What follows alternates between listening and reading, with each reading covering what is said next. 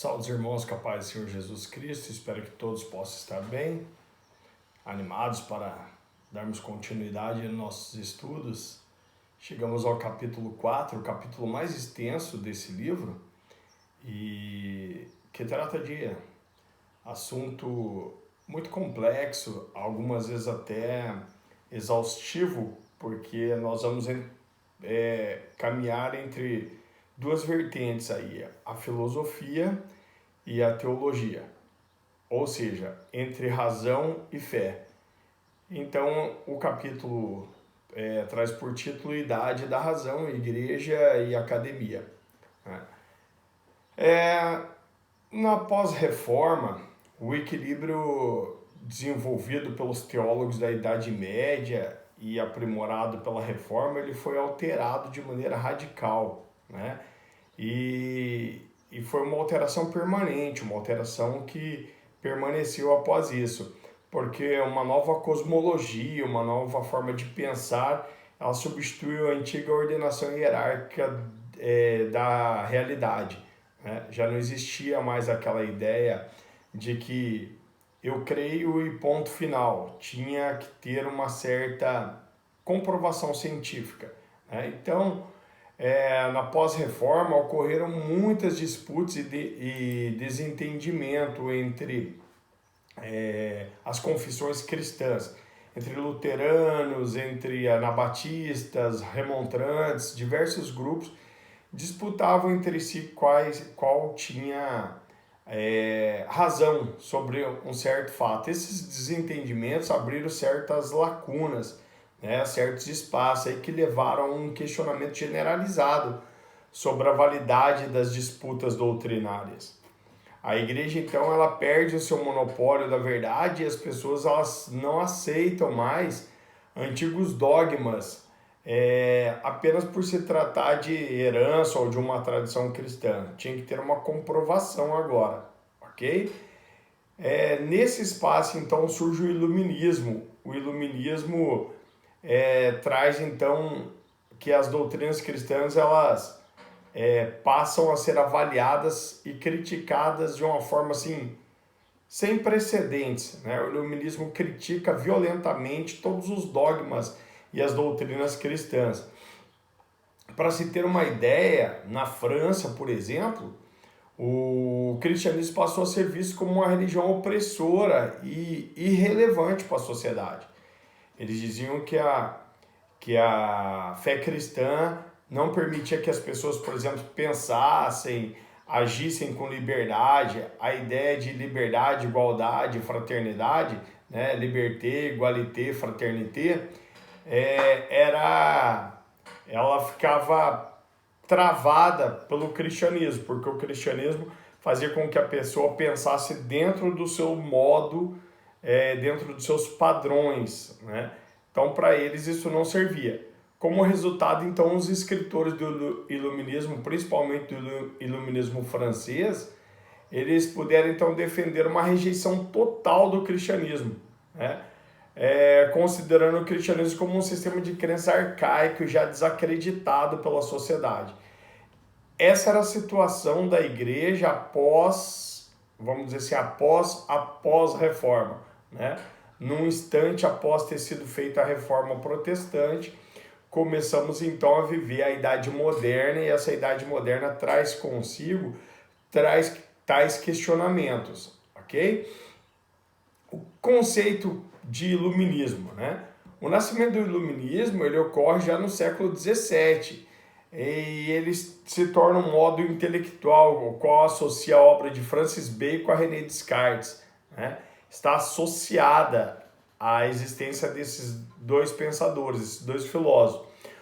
E o iluminismo significa primeiro um fenômeno meteorológico, né? Que a ideia deles é clarear o céu que está encoberto através das nuvens, ou seja, trazer luz aos fatos. O iluminismo ele marcou o cumprimento da transição entre a era antiga e a era moderna, né? Saímos daquela fase medieval para passar por uma fase mais moderna. E através do desafio das autoridades, através da ênfase da fé pessoal e assim por diante, a Reforma Protestante ela contribuiu para o movimento de saída da Idade Medieval para a Idade Moderna, ok? Mas aquilo que existia apenas em sua forma embrionária aí no século XVI, ela alcançou uma plenitude muito maior no período do Iluminismo, né? Aquilo que era apenas uma questão de se libertar das garras do poder secular, se libertar das garras do homem, passou a crescer muito mais isso. Na visão do Iluminismo, cada homem era livre para pensar como achava que deveria pensar, né? A luz, então, da razão, ela seria encontrada dentro de cada indivíduo. Ele destronou, então, a hierarquia eclesiástica. Não tinha mais esse negócio. A verdade está nas palavras do padre, do bispo, do reverendo. Não. Agora a autoridade, a verdade, perdão, a razão, a verdade, a luz da razão, então ela encontra-se dentro de cada indivíduo. Cada indivíduo poderia chegar à conclusão da sua própria verdade, né? Isso abalou as fundações de autoridades. As formulações teológicas clássicas já não eram mais suficientes para resolver os debates intelectuais. As pessoas agora já não aceitavam mais a ideia de que isso não tem explicação, isso aí é por fé, isso é Deus. Elas já não queriam mais saber disso. Ou tinha explicação, ou então aquilo ali era abandonado como falso. Ok? Falando de Francis Bacon e as suas criações de método científico, Francis Bacon ele era um britânico londrino, né? Ele nasceu em Londres, na Inglaterra, e cresceu num ambiente de aprendizado totalmente calvinista. Ele foi crescendo acreditando em predestinação, em coisas dessa natureza. Ele foi formado pela Universidade de Cambridge e ele logo se tornou um doutor, um profundo conhecedor em línguas, principalmente nos idiomas grego, latim, francês, italiano, ok? Nas línguas que descendiam do latim. Seu desejo era libertar o conhecimento das garras da escolástica, né? Trazendo aí, vamos dizer assim, uma luz ao conhecimento. E assim fazendo então crescer o bem-estar da humanidade. Na visão dele, na visão de Francis Bacon, todo o conhecimento estava em trevas. As trevas que tinham sido esse monte de dogmas, de amarras, de travas que a escolástica trouxe. Então, para ele, a única forma que tinha era rompendo com isso, tirando, livrando o conhecimento da escolástica. Que forma você poderia fazer para dissipar essas trevas sobre o conhecimento? Era trazendo luz. Aí vem a ideia de iluminismo, trazer a luz, ok? Iluminar. Bom, para Bacon somente era possível então você dominar a natureza se conhecêssemos as leis da natureza, os métodos, através de métodos comprovados. Eu tinha que observar a lei. Esse método consistia basicamente em observação da lei. Eu precisava observar a lei para compreendê-la e traçar métodos comprovados para poder entender essa natureza a qual eu tinha me proposto a estudar, né? Ele imaginou então assim uma cidade perfeita, né? Que ela teria que ter as seguintes características, por exemplo, uma luta contra a ignorância, né? Não cabia ignorância numa cidade perfeita, a pessoa tinha que ter conhecimento. O que é ignorância? Vamos deixar bem claro que ignorância é a ausência de conhecimento sobre algo ou sobre alguma coisa. Então, eu tinha que trazer o conhecimento para aquela pessoa para afastar a ignorância de certo assunto, ok? A segunda coisa aí era então que essa luta ela deveria ser contra a ignorância, mas também contra o sofrimento e a miséria. Não adiantava a pessoa ter conhecimento se ela tomasse conhecimento do seu sofrimento, da sua miséria. Ela continuaria insatisfeita do mesmo jeito. Teria que ter uma liberdade total para o ser humano realizar tudo o que lhe é possível. Tudo aquilo que era possível, ele tinha que ter liberdade para fazer. Então, se eu achasse que algo me era possível, eu tinha que ter a liberdade para fazer. Ninguém podia dizer não faça, ok? Para ele, a ciência ela deveria ser classificada a fim de que ela fosse vista de forma mais clara. Então tinha que pôr classificações na ciência. Vejamos só como a teologia ela perde a sua hegemonia. Então, primeiro, devia ser classificada como ciência da memória, seria a história, a memória da história da raça humana. Segundo, a ciência da razão, que seria a filosofia, que é a mãe de todas as ciências, segundo Francis Bacon. E depois a ciência da imaginação, que era a poesia. Em momento algum, então, nós vemos falando de teologia. Não entra teologia aqui na história, tá certo? Era a ciência da memória, que era a história, a ciência da razão, que era a filosofia, e a ciência da imaginação, que seria a poesia, a arte, assim por diante. Na visão de Francis Bacon, era necessário, então, aperfeiçoar a ciência.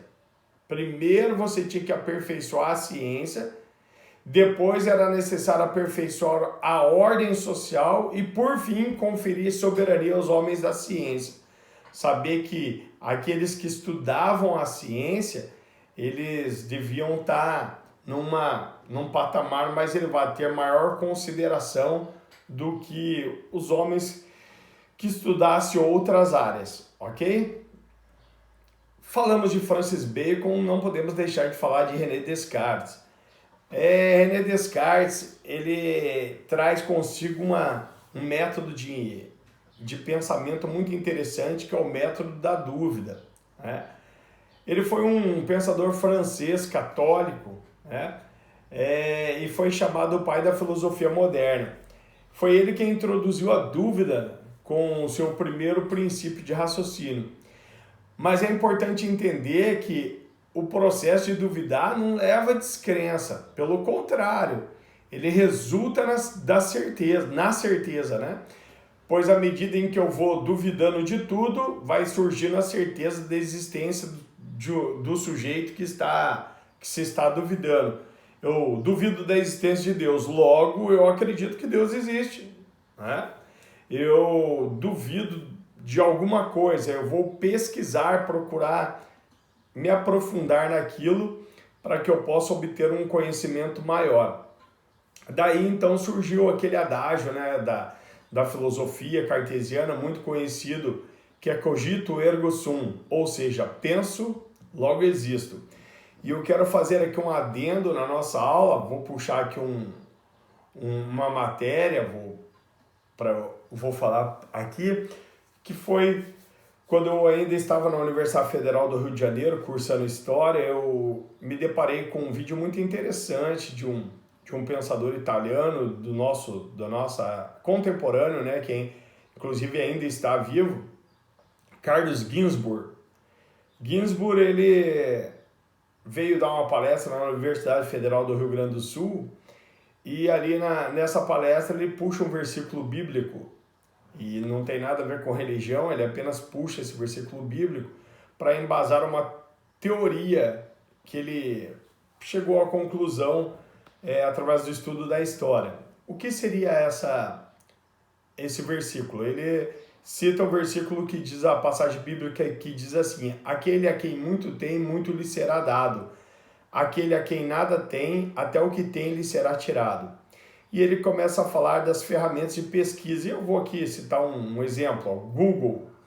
E lá ele fala assim que quando uma pessoa entra no Google, por exemplo, mas pode ser qualquer outra ferramenta, mas vamos aqui falar do Google para facilitar, entra no Google para fazer uma pesquisa sobre alguma coisa, por exemplo, Jesus Cristo, nascimento de Jesus Cristo. Aí lá aparece, tem várias teorias. Vamos dizer que a primeira que aparece é que Jesus não nasceu concebido pelo Espírito Santo. Um exemplo. Existem pessoas que pensam assim.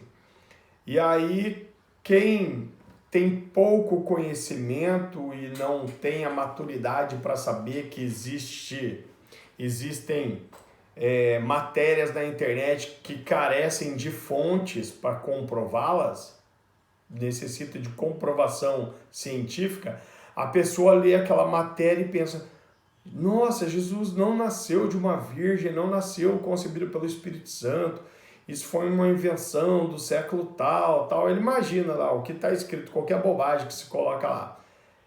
Até o pouco conhecimento que ele tinha de Jesus lhe é roubado e ele passa a acreditar naquela nova mentira. Como agora, tantos fake news que aparecem por aí.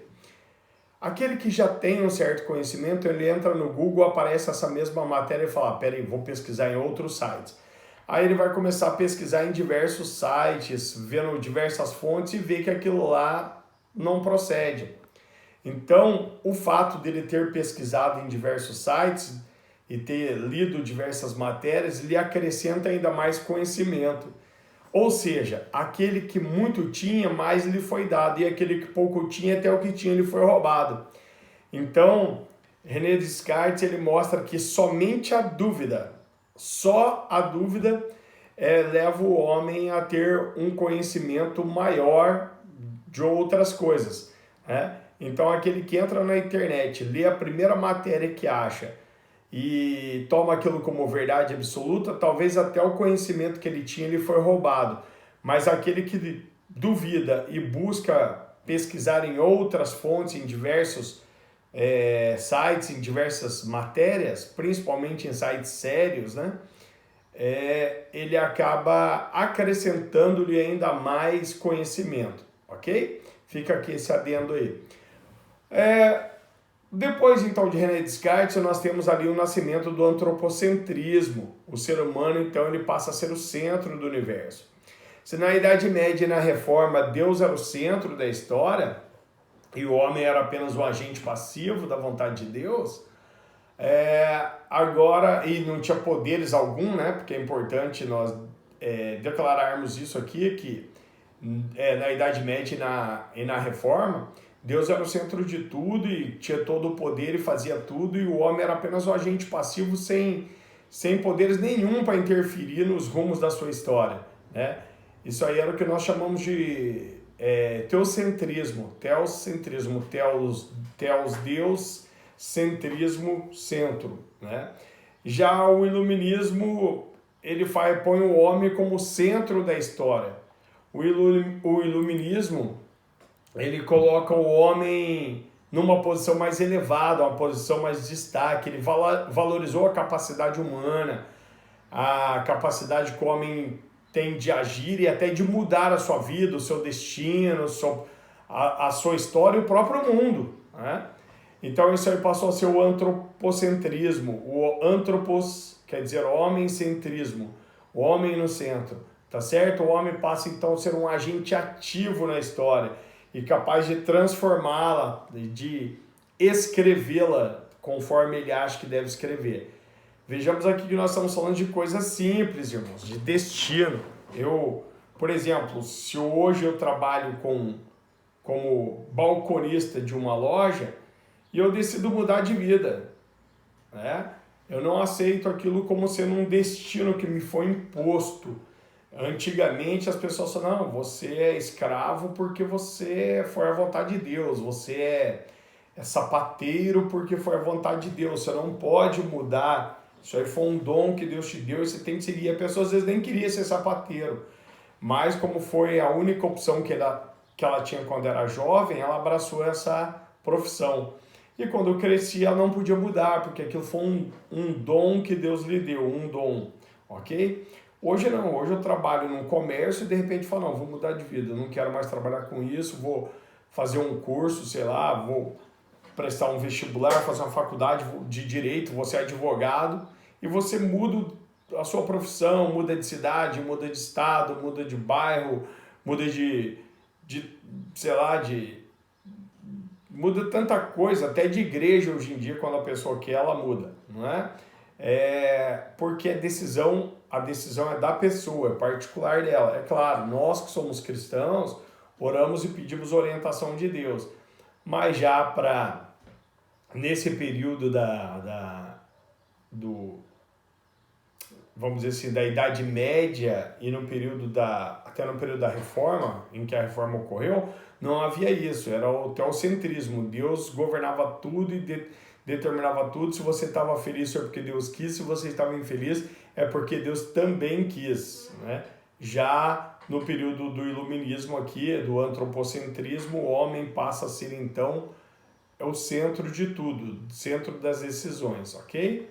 Bom, a razão humana então ela substitui a revelação, já que agora o homem era o centro e não mais Deus, agora o homem tinha que chegar às conclusões pelo seu raciocínio e não mais apenas pela revelação.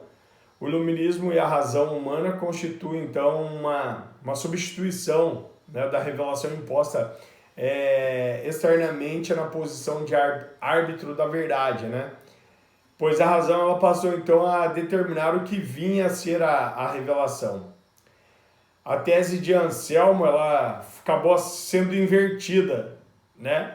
Ela acabou sendo posta assim: creio naquilo que posso compreender. Então, antigamente, Anselmo dizia: eu compreendo aquilo que creio. Ele já não, eles colocaram: creio naquilo que posso compreender. A razão, então, eram os meios para se obter o conhecimento. O iluminismo, ele colocou uma grande ênfase na moralidade e não no dogma. Ele declarou mais os poderes do raciocínio humano, né, que eles tinham poder para descobrir as leis morais, e cada pessoa devia levar a observância da lei em si mesma, né? O ser humano então passou a ser visto de uma maneira bastante otimista, diferente daquela ensinada na teologia medieval, que via o ser humano como um ser pecador, frágil, um ser que a qualquer momento seria destruído porque não prestava e assim por diante. O iluminismo então ele retrata o universo como uma grande máquina, uma grande engrenagem, né? No qual o homem era apenas uma pequena parte dessa engrenagem, uma peça minúscula na gigantesca engrenagem do universo, ok? Teve aí o nascimento nesse período da nova ciência bíblica, né? As ciências elas abriram um caminho para uma nova exegese, uma exegese mais moderna, né? Uma nova forma de interpretação bíblica. É uma exegese histórica crítica, né? E não, assim, já na era do iluminismo, aquilo que tinha que ser explicado de uma certa forma. Então, ao se desligar da tutela da autoridade da igreja, daqueles direitos dogmáticos eclesiásticos, vamos por assim dizer, ela se torna então a pioneira da teologia moderna crítica, né? Os estudiosos protestantes da Bíblia do século 17 e 18, eles puderam então se apoiar nos trabalhos prévios realizados vamos dizer, na época do Renascimento, ok? Houve muitas pessoas que se destacaram nessa teologia moderna, nova ciência moderna, nessa nova exegese. Por exemplo, Baruch Spinoza. Spinoza, ele era um pensador holandês. Ele afirmou que as escrituras devem ser transmitidas com clareza e inteligência. Também foi dele a ideia de que devemos usar verdadeiros métodos de explicação da escritura para esclarecê-la, que não se deve conhecer, se não se conhecer, então não se deve ter certeza alguma. Se eu não conheço algo, não posso ter certeza daquilo. Não posso afirmar certeza sem realmente conhecer aquilo qual eu estou afirmando. Também ele era um defensor que se deve conhecer a língua hebraica para que se pudesse afirmar os textos bíblicos. Sem o conhecimento hebraico, eu estava à mercê daqueles que as traduziram, tá certo? De acordo com Spinoza, as religiões como o judaísmo e o cristianismo, elas não expressam uma verdade racional, né?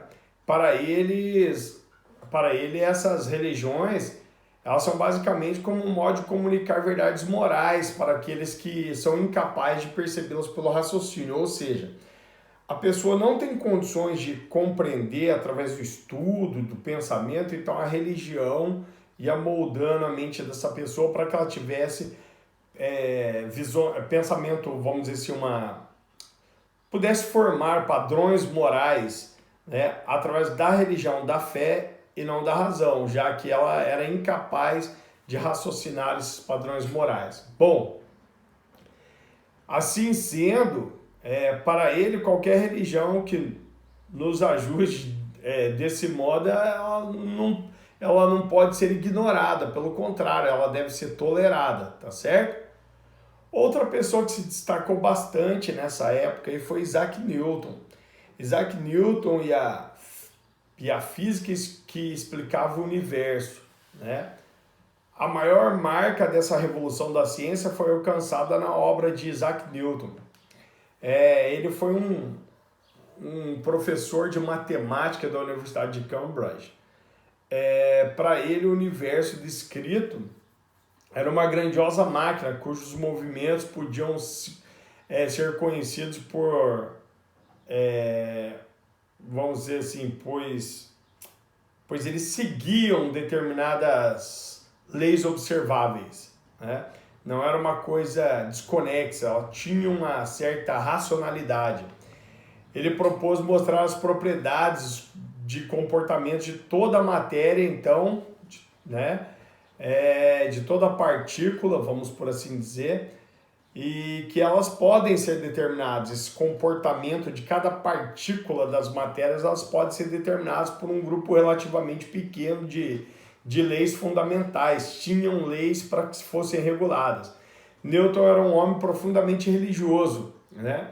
E o seu objetivo, além de científico, também era teológico, embora muita gente destaque apenas o lado científico de Isaac Newton, ele tinha o seu lado religioso. Ele acreditava que a ciência mais aguçada, a ciência, ela, quando era estudada com seriedade, ela aguçava ainda mais o entendimento do homem sobre a grandeza de Deus.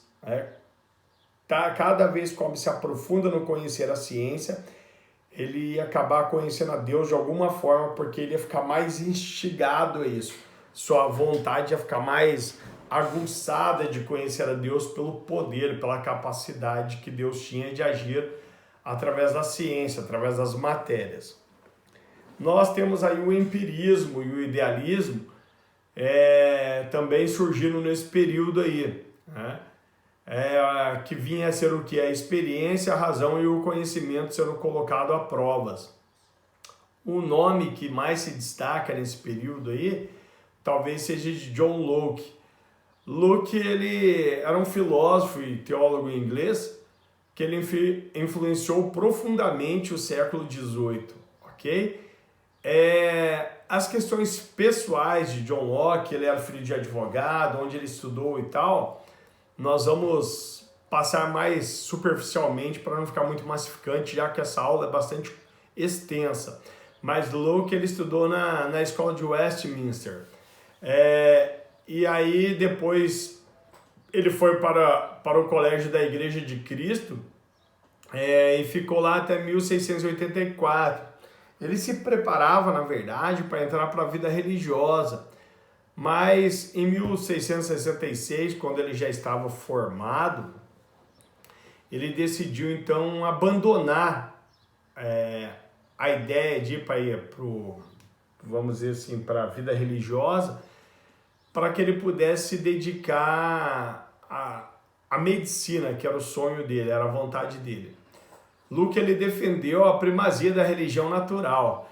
Ele lançou, entre outras coisas, a tese revolucionária de que, uma vez destituído de sua bagagem dogmática, o cristianismo era a manifestação religiosa mais racional que existia. O que precisava era tirar os dogmas, essas cascas que foram sendo colocadas aí, essa roupagem que foi sendo dada principalmente pelo período da escolástica, ok? Locke pregou que deveria existir um acordo entre a razão e a revelação bíblica. Para isso era necessário então que o dogma essencial fosse o caráter messiânico de Cristo, não tinha como ser de outra forma. E ele dedicou, digamos assim, os últimos anos da sua vida construindo obras onde pudesse ter uma exegese mais aprofundada das cartas paulinas. Outro que se destacou bastante nesse período e até hoje é estudado principalmente por nós historiadores é o filósofo alemão Immanuel Kant. Ele era filho de pais luteranos, né? Teve uma educação totalmente pietista, estudou filosofia, geografia, física, matemática, era um excelente matemático, um excelente historiador, né? Um filósofo de primeira linhagem, de alto pedigree, mas ele desenvolveu diversas histórias no campo da religião, né? Ele foi um grande filósofo e pensador que influenciou fortemente a teologia moderna, aquilo que nós pensamos hoje. Para Kant, o conhecimento ele não pode se apresentar a coisas tal como são assim. Ela precisa ter um estudo mais aprofundado. Ela não apresenta as coisas claramente. Seria uma espécie digamos assim, de parábola, né? Ela não apresenta claramente as coisas. Logo, minha gente, é impossível provar então a existência ou não de Deus, ou então a imortalidade ou não da alma, o reino de Deus, por exemplo. Isso seriam coisas que para raciocínio, para razão, não teria como se provar, teria que ser por fé realmente, né? Para Kant, Deus e a imortalidade da alma, a questão da vida eterna, elas são crenças necessárias para a existência de uma instituição moral. Ele não acreditava em outra coisa a não ser como uma instituição moral. Ou seja, ele mostra que as crenças, elas asseguram uma vida moralmente padrão para que no final de tudo a nossa felicidade humana possa existir. Ou seja, você tem que viver hoje correto para não se arrepender amanhã. Em resumo, seria isso.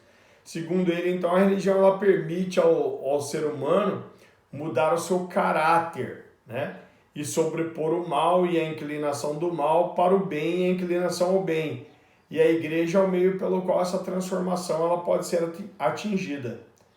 Aí nós temos outro pensador interessante aí que é Egeu ou Hegel, mas vamos manter como Egeu mesmo, porque é assim que usamos no mundo da história, né? Ele também era um filósofo alemão de uma família protestante, formado também em teologia, em filosofia, um profundo conhecedor de línguas. Egeu ele afirmava que sem o mundo, Deus não é Deus, né? Ou seja, ele queria dizer que Deus ele não era autossuficiente, ele precisava do mundo para sua realização própria. A história do mundo também seria para ele a história de Deus, o que contraria completamente a palavra de Deus, que diz que antes que houvesse, ele já era, né? Bom, mas enfim, partimos aí para o subitem 4.4, a religião racional, a leitura crítica da Bíblia. Algumas áreas centrais da doutrina cristã, elas entram em conflito. É um período aí em que essas ideias elas se tornam uma ideia de fundamentos de leitura histórico-crítica da Bíblia. Tem muitos conflitos entre elas. Mas as áreas que nós podemos destacar e que entram em conflito, primeiro seria a possibilidade de milagres. A nova ênfase sobre a regularidade mecânica e da organização do universo levantou diversas dúvidas acerca de relatos e acontecimentos miraculosos encontrados no Novo Testamento. Várias ideias passaram a ser questionadas. Faço um adendo aqui, um parênteses. Inspirado nesse período aí, foi lançado um livro chamado Eram os Deuses Astronautas, do qual nesse livro o autor ele deixa a ideia de que anjos, na verdade, não eram anjos, eram seres extraterrestres, pessoas vindo de outros planetas, e que as asas que as pessoas em êxtase achavam que eram asas, batendo, na verdade, nada mais é do que a roupa que elas tinham, com pequenas turbinas ao lado, e as asas ficavam ali abertas, e essas pessoas então decolavam para voltar para suas naves e retornar aos seus mundos. E como muitos desses seres vinham e tinham contatos, interagiam com o homem ignorante do período antigo, na visão do livro eram os deuses astronautas, esses anjos que na verdade eram seres extraterrestres, quando tinha uma briga ele tomava um partido julgava e daí ele matava aquele que ele achava que era mal e ajudava aquele que achava que era bem, e assim a história foi sendo construída como seres celestiais. Isso é um conceito de que não existia, por exemplo, milagres, coisas miraculosas. Tudo poderia ser explicado pela ciência. Esse livro foi baseado nesse período. O nome do livro é Eram os Deuses Astronautas. Depois, o conceito de revelação também foi questionado, né? Durante o Iluminismo desenvolveu-se uma atitude cada vez mais crítica em relação, né, à própria ideia da revelação divina. Eles acreditavam que essa revelação ela deveria ser repensada, ser reanalisada, porque não havia como comprovar cientificamente. Houve também a questão da doutrina do pecado original. Para o Iluminismo, a ideia de pecado original causava uma opressão, né, da qual a humanidade precisava ser liberta, porque para eles, você imaginar que, embora não tenha sido você que pecou, mas seus pais no passado pecaram, e por isso você está sob o jugo do pecado e condenado à morte, porque o salário do pecado é a morte, isso era deprimente, né, na visão do Iluminismo, né? Então o homem precisava se libertar dessa ideia, entender que não, que ele era livre.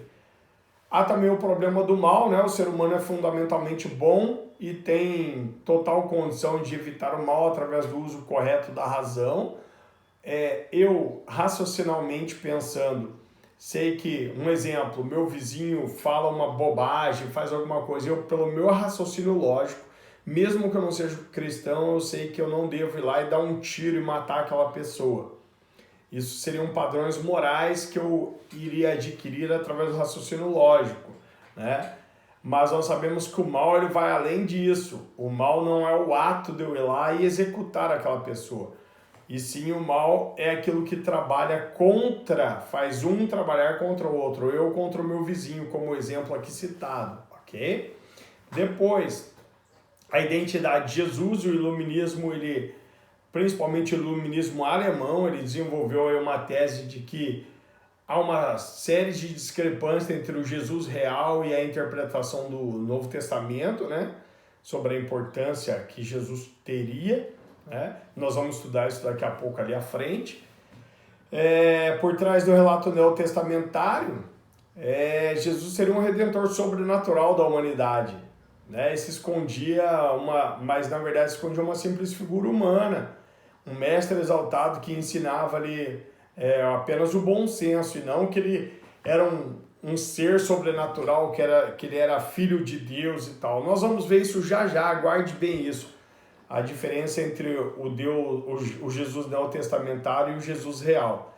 Depois a interpretação das escrituras, que segundo muito deles, a Bíblia ela foi escrita por vários escritores e tinha discrepância entre elas, tinha conflitos entre elas, né? E que ela poderia ser interpretada de forma normal, como qualquer outra obra literária. Nós vamos ver aí alguns teólogos protestantes, então, que aderiram a esse pressuposto iluminista, né? Entre eles Baumgarten, que era um teólogo protestante que foi professor da Universidade de Halle. Baumgarten ele deu um caráter científico e coerente para a atividade do ensino teológico. A palavra bíblica ela não foi equiparada à revelação divina. A revelação dada aos autores bíblicos sedimentou apenas nos textos, né, escritos por eles. Segundo o padrão dos tempos deles, Baumgarten ensinou que somente afirmações de fé podem ser reduzidas a uma base bíblica segundo a exegese crítica, podem ser ensinados na igreja e são obrigatórios para os crentes. Apenas aquilo que pode ser entendido por fé e explicado. Bom, depois os irmãos estudem mais líderes. Vamos entrar nessa parte que eu falei ali em cima sobre o Jesus histórico e o Jesus neotestamentário. A busca do Jesus histórico, então, né? O cristianismo no período então da modernidade foi marcado pela publicação de um grande número de obras sobre a vida de Jesus. Essas obras elas tinham como objetivo defender a veracidade histórica de Jesus contra ataques de muitas pessoas céticas e materialistas da época, ok? Motivados então pela filosofia racionalista, os primeiros ataques são contra os fatos sobrenaturais. Hermann Samuel Reimarus, mais conhecido como Reimarus, foi o primeiro teólogo alemão a realizar esse trabalho. Ele buscou explicar não somente milagres, mas também a pregação de Jesus, né? A ressurreição, a segunda vinda e assim por diante. Para ele, Jesus teria compreendido, ele mesmo teria chegado à conclusão de que Jesus era o Messias judeu, né, que veio para estabelecer o reino e uma ética e expulsar os estrangeiros da sua terra, os romanos, os gregos e assim por diante, para poder restaurar a glória de Israel. Isso seria o nacionalismo político. Muitos judeus acreditavam nisso na época. Judas Iscariotes era um deles, né? Quando ele trai Jesus, ele não trai porque ele era uma pessoa má. Judas Iscariotes, ele trai Jesus porque ele esperava que Jesus, que ao momento que ele traísse Jesus, que viessem para prendê-lo, Jesus ia se revoltar e mostrar todo o seu poder e libertar o povo judeu do jugo dos romanos, expulsando todos de lá e restabelecendo de novo, ou restabelecendo novamente o reino de Israel, ok? Mas, voltando aqui para as ideias, então, de Reimarus, com a morte de Cristo, então, a missão de Jesus teria fracassado, né? Mas os discípulos, então, interpretaram por si mesmos, eles chegaram à conclusão de que esse reino era algo espiritual e sua morte não era derrota, mas sim o triunfo pela sua ressurreição. Assim, segundo Reimarus, Cristo nasceu da ideia dos discípulos frustrados, né? Eles estavam frustrados com a morte de Cristo e aí chegaram a essa conclusão de que o reino não seria a libertação da tirania romana, sim a libertação do pecado, a libertação no mundo espiritual. E por isso, então, Cristo teria nascido do sentimento de frustração dos discípulos. Bom, como conclusão aí, nós podemos então chegar aqui, entender que para Reimarus, né, que o movimento de Jesus originou o cristianismo, embora ele nunca tenha almejado, nunca tenha pensado em fundar nenhuma igreja, né? Sua obra foi muito perniciosa, a obra de Reimarus, foi muito funesta, influenciando muitos pensadores a produzirem obras igualmente contrárias à palavra de Deus, como se Cristo não fosse realmente esse líder espiritual, como se ele não fosse o salvador da humanidade nas questões espirituais, ok? Bom, o liberalismo teológico, ele mostra o declínio do cristianismo na Europa aí nesse período. Como consequência, então, do iluminismo, a reorganização do pensamento que nasceu na teologia liberal, o liberalismo teológico, na sua essência, ele procurou colocar em pé de igualdade ou mesmo acima das escrituras a razão e a ciência, né? A tarefa dos pensadores liberais protestantes foi descobrir a verdadeira essência do cristianismo, né? Reconstruir a teologia em torno dessa essência. O termo liberal expressa uma ênfase ao efeito do indivíduo definir os termos de fé sem o comprometimento por nenhuma autoridade externa. Por exemplo, eu estou estudando, estou pensando, estou raciocinando por mim mesmo. Eu não estou fazendo porque a igreja está impondo aquela forma de pensar. Para ele, então, o protestantismo deveria incorporar em sua teologia valores básicos das aspirações, das atitudes, das características da cultura moderna, né? Foi através dessa mensagem de incorporação dessas aspirações que nasceu o evangelho social, onde a mensagem de Cristo ela deixa de ser o poder de Deus para a salvação, né, e regeneração do homem, para tornar-se apenas uma fórmula social, uma fórmula de moldar o homem para que o homem não descambe para o mal, né? Então o homem apenas teria ali estaria sendo guiado pelos seus padrões morais. Esse movimento liberalista ele exigiu amplas liberdades para o exercício da razão. E ele pregou a tolerância entre as denominações protestantes, aproximando-se através da minimização das diferenças. Por exemplo, antigamente luteranos e anabatistas eram inimigos.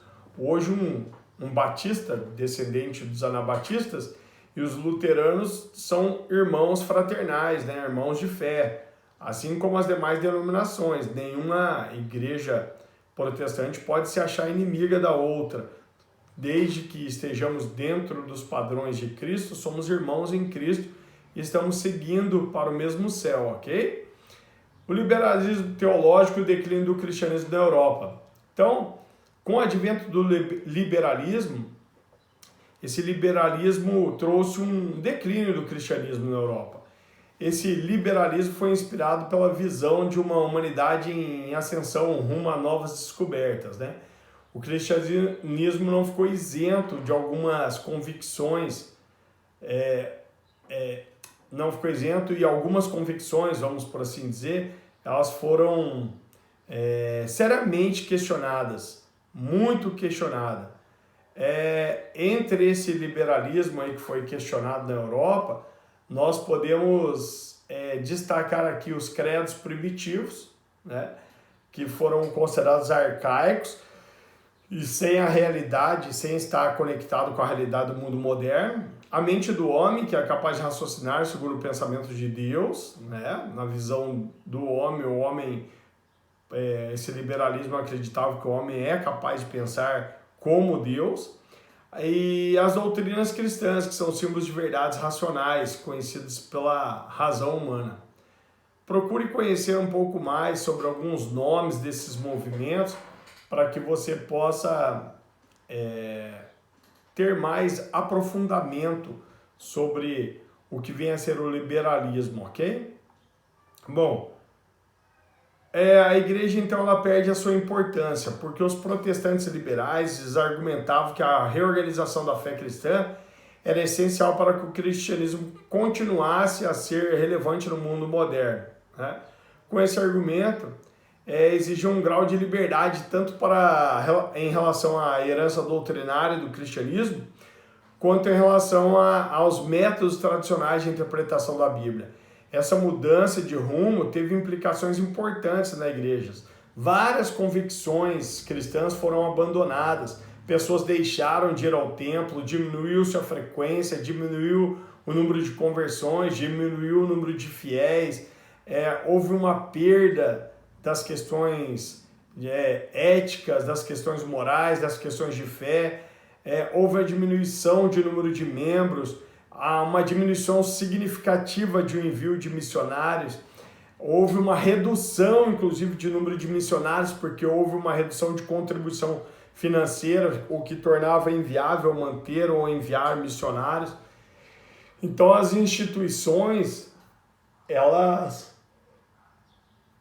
Perdão, irmãos, é muito cedo, estou gravando cedo demais. As instituições elas foram seriamente abaladas, tá certo? Bom, houve também a desilusão com o liberalismo na Europa, né? Já no início do século XX, o liberalismo teológico na Europa ele sofreu várias críticas de líderes cristãos e entrou em declínio. Entre eles se destaca uma pessoa muito famosa, que é Karl Barth, né? O protestantismo liberal ele se baseava numa visão absurdamente otimista da natureza humana. Ele acreditava muito no homem, né? Para Barth, tal visão ela foi destruída pelos acontecimentos da Primeira Guerra Mundial e dali para frente perderam a credibilidade das ideias liberais. Por quê? O homem que, segundo o liberalismo, teria capacidade para pensar o que é o bem e o que é o mal, para raciocinar como Deus, de repente esse homem foi lá e trouxe a Primeira Guerra Mundial, uma destruição em massa, seus semelhantes sendo mortos, milhares de crianças morrendo, de senhoras, de idosos, de mulheres. Realmente o homem podia ser visto com tanto otimismo, assim como o liberalismo pregava. Então, Karl Barth ele passa a questionar isso, né? Para Karl Barth, era necessário escapar dessa teologia antropocêntrica do liberalismo que estava condenada à sua extinção, porque se o homem não fizesse isso, continuasse acreditando em si, seriam guerras sucessivas, absurdos sucessivos até a extinção da raça humana. O tema central, então, que ressoa toda a obra de Barth é a necessidade de considerar a revelação própria de Deus em Cristo por meio das Escrituras com extrema seriedade. Tinha-se que ver em Cristo o padrão e não mais no homem. Era necessário chegar a essa conclusão. O pensamento de Barth ele ficou conhecido como um pensamento neo-ortodoxo, pelo fato de retornar aos temas lá atrás da Reforma Protestante, que nós já estudamos no capítulo, na unidade número 2 e 3, era necessário retornar lá atrás, né? Então, aquelas mesmas teorias ortodoxas, aquela mesma doutrina defendida por Lutero e Calvino, ok? Há ainda uma declaração importantíssima que aconteceu durante o período da guerra. Essa declaração chama-se Declaração de Barmen. Quando Adolf Hitler chega então ao poder e assume o poder absoluto como Führer da Alemanha, ele temendo que a religião pudesse atrapalhar ou enfraquecer seus subordinados, ele então determina a organização da igreja de forma a ser administrada pelo Reich, né? Ou Reich. Chega um certo momento que ele começa a dizer o que deveria ou não acontecer. Era o Reich que dizia o que deveria ou não acontecer na igreja, né? Até Adolf Hitler passava a ter uma certa conceituação, uma certa veneração pela igreja daquela época. Porém, as igrejas confessionais alemãs elas se reúnem em Barmen, na Alemanha, entre os dias 29 e 31 de março de 1934 e elaboram uma declaração unânime de que Jesus e somente Jesus Cristo é o único Senhor da igreja. Aí eu deixei descrito para os irmãos no resumo aí, pelo menos 6 dos itens do quais elencam ali para mostrar que a igreja ela era independente, que ninguém poderia mandar na igreja. A finalidade da igreja não era viver para o seu próprio arbítrio, sim viver para a vontade de Deus. Não era viver para agradar o homem, sim agradar a Deus. Então, logo, eles não poderiam aceitar o governo de um homem sobre a igreja, e sim o governo de Deus, ok? O fundamentalismo, então, ele surge ali principalmente como uma forma de reação contra o liberalismo na América do Norte. Esse movimento do fundamentalismo ele surgiu dentro de algumas igrejas norte-americanas como uma reação contra o avanço do liberalismo. Se de um lado estava liberado demais, do outro era preciso estabelecer novamente os fundamentos. Era o fundamentalismo, né? Foi um movimento tão forte que até hoje alguém fala assim: fulano é um fundamentalista radical, né? Mas não, o fundamentalismo era uma forma de reagir contra o liberalismo que havia se espalhado nas igrejas norte-americanas, trazido por alunos norte-americanos que estavam estudando nas universidades alemãs. O fundamentalismo, então, é um movimento que constitui defesa das doutrinas centrais do cristianismo, especialmente a autoridade literal e absoluta das Escrituras e a divindade de Cristo, questionada lá atrás, algum tempo atrás. Então, ela trouxe de volta a ideia de que a Bíblia é a palavra de Deus e deve ter primazia, né? E deve ser única como regra de defesa de fé, e também que Cristo é Deus, Filho de Deus, ok? Foi uma defesa muito bem fundamentada pelos fundamentalistas. Esse movimento então conseguiu alinhar a igreja protestante com o pensamento dos reformadores. O fundamentalismo ele alcançou a maioria dos protestantes dos Estados Unidos, especialmente os do Sul, né?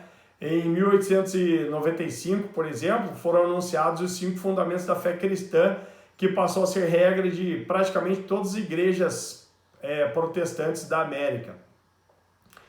Quais são esses 5 fundamentos? Primeiro, a infalibilidade das Escrituras.